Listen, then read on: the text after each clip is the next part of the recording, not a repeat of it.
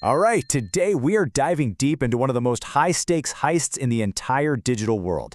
We're talking about the complete takeover of a corporate network, and we're going to show you exactly how it's done step by step. You see, in the world of cybersecurity, the elite hackers, they aren't just looking for a way in. Nope. They're on the hunt for the keys to the entire kingdom.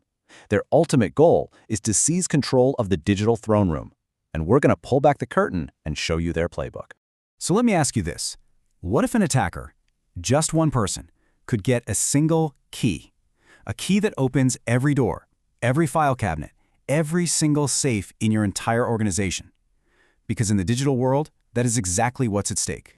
Okay, so to really understand how this digital heist works, we first have to get our heads around the vault they're trying to crack. And in the corporate world, that vault, well, it's called Active Directory. Think of Active Directory like this. It's the kingdom's combined phone book and master locksmith, all rolled into one. It knows who everyone is, from the CEO all the way down to the intern.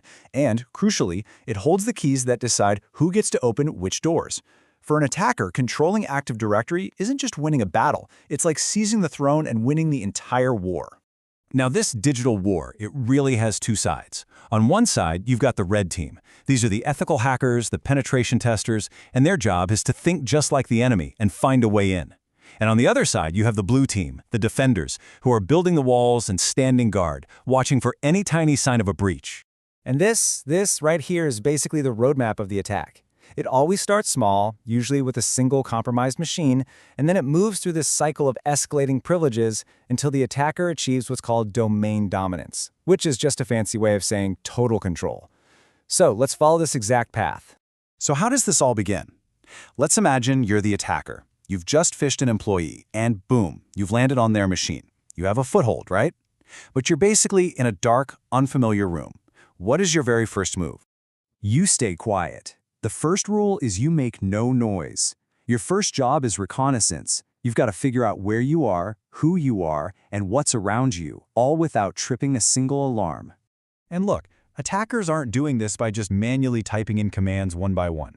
That's way too slow, way too noisy. Instead, they use these really sophisticated enumeration tools that can quickly, and more importantly, quietly, map out the entire system and network, looking for any weakness. For example, a tool called Seatbelt can give an attacker an instant snapshot of the operating system, the domain it's on, even the current user. With just one command, the first pieces of the puzzle just start to fall right into place. And then there's another one, Reconnorator, which digs even deeper. It pulls all these system settings called environment variables, and these can reveal all kinds of juicy details about software paths, server names, user profiles. All of it is crucial intelligence for planning that next move. And just like that, in a matter of seconds, tools like Hostinume can turn that dark, unfamiliar room into a detailed blueprint of the host environment. The attacker now knows the layout and is actively looking for that first unlocked door. But here's the thing, a regular user account is just the starting point. That's just getting your foot in the door. The real goal is to climb the power ladder. So the next stage is what's called privilege escalation, turning a standard user account into an all-powerful administrator account. So how do they actually do this? Well, if you look at the real-world threat data, one tool just stands head and shoulders above everything else: PowerShell. Why? Well, because it's this super powerful scripting language that's built right into Windows, which makes it the perfect vehicle for attackers to execute commands and exploit vulnerabilities to gain more power, all while blending in with normal system activity. It's genius, really.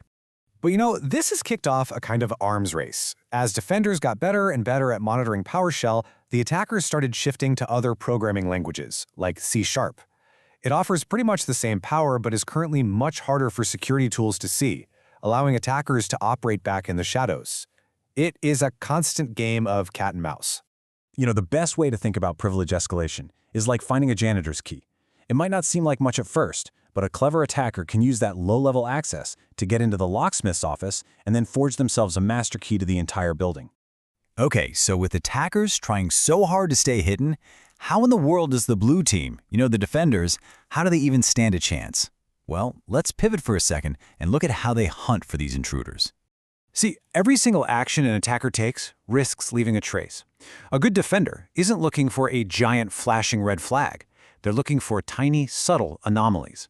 You know, things like, is a user from the marketing department suddenly running a bunch of network commands? Is PowerShell all of a sudden downgrading itself to an older, much less secure version? These are the digital breadcrumbs that can lead defenders straight to the intruder. And this is what it looks like from their side, from the defender's chair.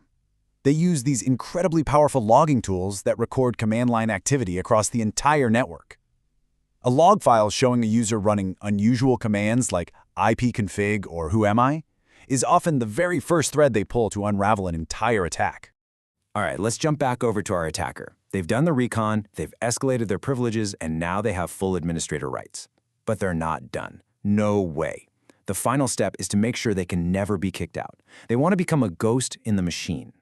And this leads to the ultimate prize, the holy grail of hacking Active Directory, the golden ticket.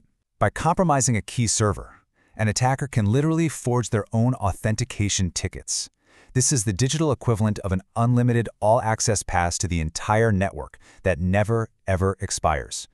With a golden ticket, the attacker can access any machine, any file, any user account, effectively becoming the key master of the entire digital kingdom.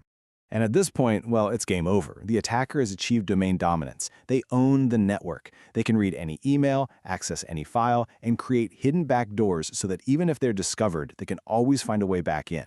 They are in total control. Which kind of leaves us with one final big question, right? In this constant high-stakes battle, who really has the upper hand? The defenders, who have to protect every single door and window in a massive digital castle, or the attackers, who only need to find one single solitary crack in the wall to bring the entire kingdom down?